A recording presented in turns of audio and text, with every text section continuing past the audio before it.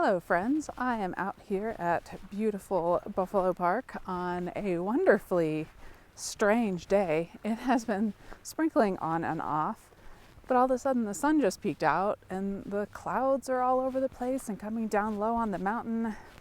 It's wonderful. Anyway, I did want to talk to you today about how I navigate when I am out on the trails. Okay, now this place, I don't exactly need navigation here. However, this is a good place for me to demonstrate to you while I'm out on this little walk a couple of the apps that I use to get myself places, to find places, and to make sure that I get back safely. So I have two apps that I use. I have used one of them for a long time. It is called Motion X GPS, and I use it, I've used it for so many years, and I can download maps and I can see where I'm going when I'm out on the trails, even when there's no service around, and I can actually make myself a route on it that I can follow. So let's take a look at that app in just a minute, but then I will also show you another app that I more recently discovered. It is called Hiking Project, and it's by REI. So that one, you download entire states in the US worth of data and worth of trails and information, and it will also allow you to find a route. It's a little bit easier to find things on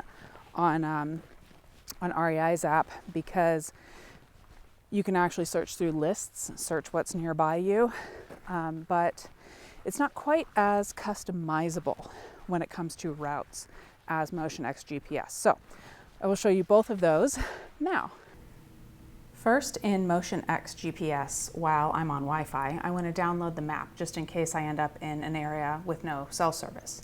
This way, GPS will track me on the downloaded map so that I can navigate.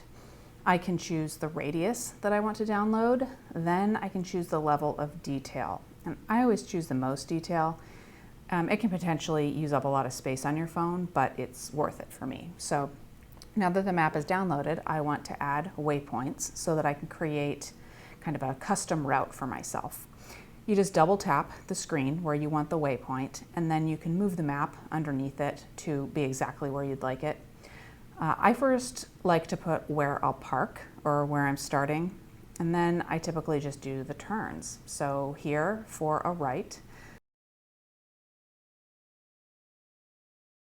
Oh, and I already have a waypoint somewhere by that name, so I'll have to change it to 1R for my first turn is a right.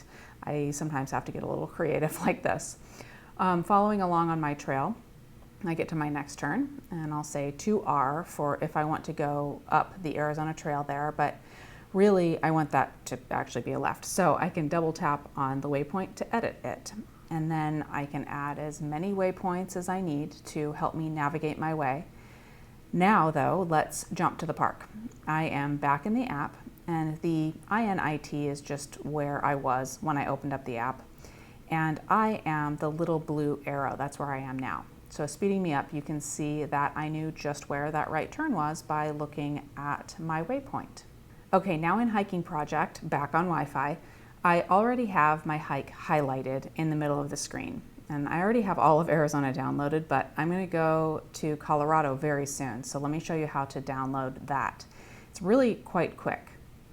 And then back in my map, I can tap around on those different green dashed lines to see the different hikes that are shown. Tapping on my hike, you can see the route highlighted and the name at the bottom along with distance. And if I tap that name, I can see a bunch of information on the hike, even including driving directions. And I really like the elevation profile. Now jumping over to when I was actually at the park, not on Wi-Fi, I am the blue dot, and you can see me moving right along. And speeding me up, you can see me moving right along. And I can still tap the name at the bottom to see all of that same trail information, which is nice because a lot of times there is a little bit of custom information in there. Or back on the map, if you tap the little line drawing of a mountain, you can see the elevation profile and where you are on it in real time. For some reason, this one goes backwards. I've not actually seen that before. Normally it goes left to right. And you can even move this line to anywhere in the hike to see the mileage and elevation, which I really like so that I can see what I'm in for. So that's it, everybody. That's kind of how I get myself around, get myself places, make sure I stay on track. And yeah, that's it. I am curious if you all use something different, you know? Do you use the old map and compass trick? Do you use a different app? Do you use some sort of device?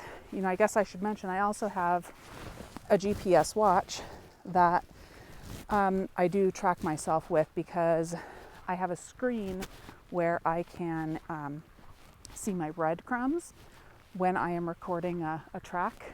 That won't help me find my way to places, but it will help me find my way back. And I guess there are some options for being able to input courses and stuff into the watch, but I have not done that. Anyway, this is a Garmin Fenix 5. Yeah, so that's it, everybody. That's how I get myself places. Thanks for joining me for a little while on my walk today. Talk to you soon.